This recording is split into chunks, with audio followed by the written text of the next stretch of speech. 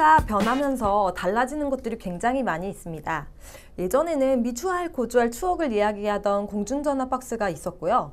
학교 앞에서 옹기종기 모여 앉아서 달고나를 만들어 먹던 우리 모습이 있었는데 그건 흔적조차 찾아볼 수가 없습니다. 이제 지구 반대편에서도 영상으로 통화를 하면서 실시간으로 대화를 나눌 수가 있고요. 달달한 달고나는 공장에서 계속 찍어내면서 마트에서 구입할 수가 있습니다. 바둑도 최근 수십 년 사이에서 많은 변화가 있었는데요. 그 중에서 가장 아쉽게 느껴지는 것 중 하나는 기전들에서 개성이 보이지 않는다는 것입니다. 기존의 개성이 사라진 것보다 더 아쉬운 점이 또 있어요. 그게 바로 기풍이 또 사라졌다는 것인데요. 더 이상 저희는 우주류의 다케미야, 송역행마의 조은현, 폭파 전문가 조치훈 같은 기풍을 나타내는 말을 찾아보기 힘듭니다. 인공지능이 대세인 지금은 신공지능, 박파고라고 말하면서 인공지능과 빼닮았다라는 듯한 의미를 주면서 최고의 찬사를 보내고 있는데요. 어딘지 모르게 감성이 사라진 것 같은 느낌입니다. 40-50년간 대회를 이어가면서 도전기를 펼치거나 패자부활전을 진행하는 전통의 기전들이 있었고 또 특정 기전에서 맹활약하면서 인연을 이어가는 기사들도 있었습니다. 이런 모습에서 우리는 숱한 이야기들을 막 만들어냈고요. 또 화제의 주인공이 탄생하기도 했는데요. 이제는 뭔가 승자와 패자만 남았을 뿐 거기서 나오는 뭔가 이렇게 가슴 찡해지는 스토리를 기대하기는 힘들게 된 것 같습니다. 개성이 있었던 전통 기전과 프로기사와 독특한 인연을 자랑하는 기전에 대해서 정 기자의 애프터 361이 함께합니다.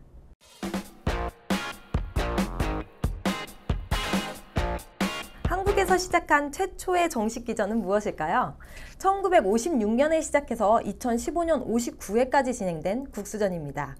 국수전 반세기를 돌아보면 한국 바둑의 기록 그 자체였어요. 국수 칭호를 받았던 기사는 거의 예외 없이 대한민국 바둑계 당대 1인자였습니다. 국수전을 지배한 기사들을 보면 조남철, 김인, 조은현, 이창호, 이세돌, 박정환까지 반세기 한국 바둑 정상들의 계보를 볼 수 있습니다.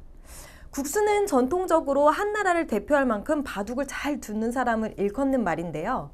조은현 선수 같은 경우는 국수라는 칭호는 우리 바둑계에서 가장 권위 있는 칭호다. 그동안 세계대회도 많이 신설됐지만 프로들은 여전히 국수라고 불리길 가장 원한다 라고 말하기도 했거든요. 예전에는 조국수님, 이국수님 이러고 최국수님이라고 부르던 때가 있었는데 국수전을 우승한 선수에게 부르는 뭔가 특별한 칭호 같은 느낌이 있어서 뭔지 모를 권위 이런 것들이 느껴지곤 했습니다. 국수전은 한국 바둑의 현대화 과정에서 기전의 필요성이 대두되면서 시작됐는데 수많은 팬들의 호응을 막 이끌어내면서 한국 프로 바둑을 성공리에 안착시키는 계기가 됐다고 합니다.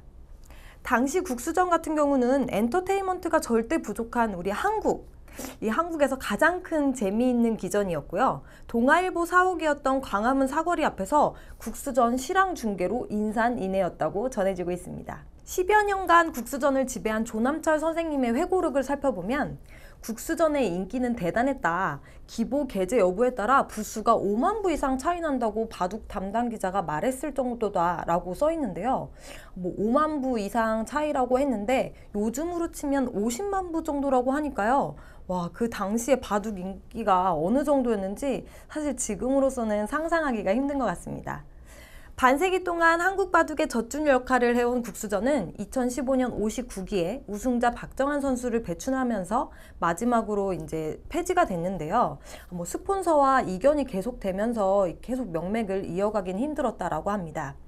초기에는 중단이라고 발표를 하긴 했는데 다시 열릴 기미가 전혀 보이지 않고 있습니다. 주최사와 한국기원에서 대회 재개를 위해서 스폰서를 찾아 백방으로 뛴 것으로 알려져 있는데요. 한국기원 홈페이지나 여러 뉴스에서 봤을 때는 이렇게 사실상 폐지된 것이 아닐까 생각이 듭니다. 국수전이 중단되면서 한국 바둑은 전통과 역사에서 중요하게 여겨지는 큰 기둥을 잃은 것 같은 느낌인데요. 어쩐지 마음 한구석이 허전해집니다.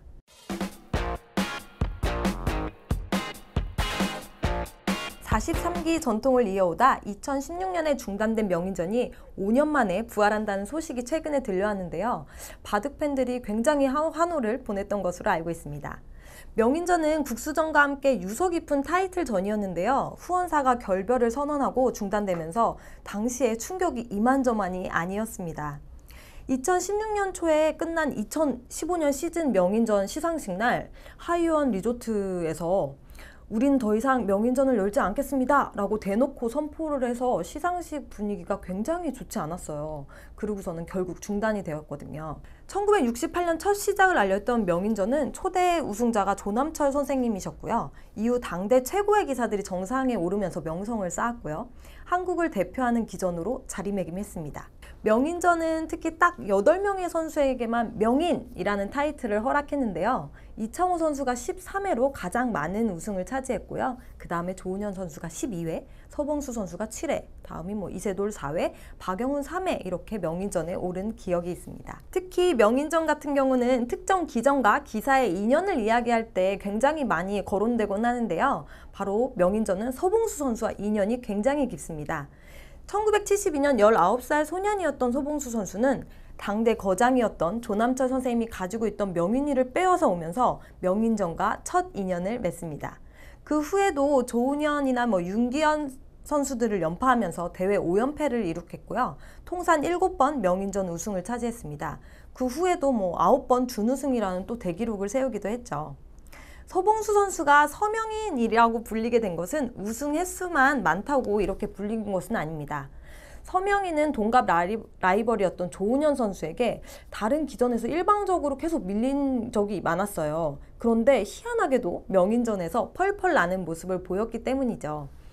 7번 우승 중 3번이 조은현 선수와 대결해서 얻은 기록이니까 서명인이라고 불릴 만도 한 것 같습니다. 그래서 김인, 조은현, 이창호 선수가 국수라고 불리는 것과 달리 서봉수 선수만은 서명인이라고 불리게 됐습니다. 중단을 선포한 지 5년 만에 돌아온 명인전은 예선전을 거치고요. 본선은 16강부터 시작되는데 또 이렇게 보는 재미가 쏠쏠할 것 같은 게 추억의 패자부활전도 진행된다고 합니다. 패자부활전 너무 오랜만에 듣는 대국 방식인 것 같아서 이렇게 추억이 계속 샘솟는 것 같아요. 시드는 상위 랭킹에 있는 신진서, 박정환 선수가 받았고 후원사 시드는 이창호와 최정 선수가 받았습니다.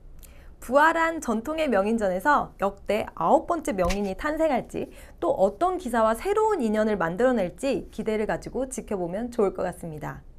네, 우선 명인전이 5년 만에 부활했는데 이렇게 유서 깊은 전통 있는 기전이 부활해서 너무 기쁘고요. 시드까지 주셔서 다음 본선에서 뛸 수 있게 돼서 너무 기쁘고 영광스럽습니다. 서명인과 더불어 유왕이라는 말 많이 들어보셨을까요? 41회까지 하고 막을 내기는 왕위전은 유창혁 선수와 찰떡궁합이었습니다.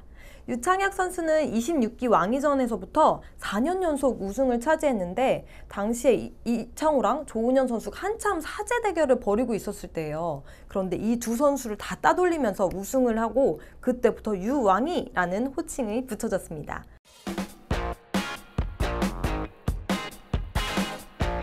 많은 기전들이 경제적 어려움과 바둑에 대한 상품성 저하로 폐지가 되고 있는데 기전 폐지 홍수 속에서도 굳건하게 명맥을 유지해 나가는 고마운 기전도 있습니다. GS 칼텍스배는 도전기나 제한시간 단축 등으로 대회 방식을 시대의 흐름에 맞춰서 계속 변화를 하고 있어요.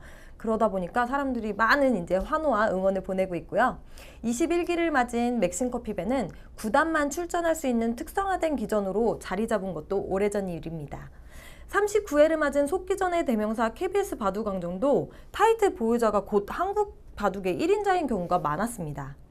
14번째 대회를 치른 지지옥션배 같은 경우는 신사와 숙녀팀의 연승전으로 서봉수 선수가 9연승을 하면서 과거에 진로배의 추억에 좀 적게 해준 경우도 있었고요. 정관장의 여신 이민진 선수가 4연승을 올리면서 숙녀팀의 우승컵을 안기기도 했습니다. 또 2기를 맞은 소팔코사놀배도 눈여겨볼 만한데요. 2시간 장고대국의 풀리그전, 또 도전기 방식을 도입하면서 전통의 기전이 물씬 풍기고 있습니다. 국수전, 왕위전, 명인전, 기성전 같은 대회들이 다 어디로 갔는지 그리워하는 바둑팬들이 많으실 텐데요. 전통과 개성의 명맥을 유지하기 위해 노력하는 다른 대회들도 많다는 점 잊지 말아주시길 부탁드립니다. 뉴스를 보다 보면 레트로 열풍이라는 말이 심심치 않게 보입니다. 핫한 장소를 꼽을 때도 레트로라는 말을 자주 사용하긴 하는데요. 최근에는 이렇게 보다 보니까 카세트 테이프, LP판, 패션들도 복고라면서 열광을 하고 있습니다. 공장에서 대량 생산해내던 달고나, 이제는 집에서 이렇게 계속 만들어 먹으면서 감성을 충전할 수도 있고요. 시대의 변화에 발맞추지 않고 나홀로 전통을 고수해서 성공하는 분야는 세상에 많이 없을 것입니다. 과학이 눈부시게 발전하는데 대표적인 전통 문화인 바둑의 경우는 그 변화의 폭이 다른 어떤 분야보다도 크게 느껴지고 있습니다. 전통의 기전, 개성이 넘쳤던 기풍이 사라지고 있습니다. 과정의 소중함보다 결과와 속도가 중시되고 있지만 전통이라는 단어에는 가치 그리고 시간이 주는 힘이 있습니다. 여러분은 바둑이 주는 전통의 가치를 충분히 즐기고 계신가요? 지금까지 정 기자의 애프터 361이었습니다.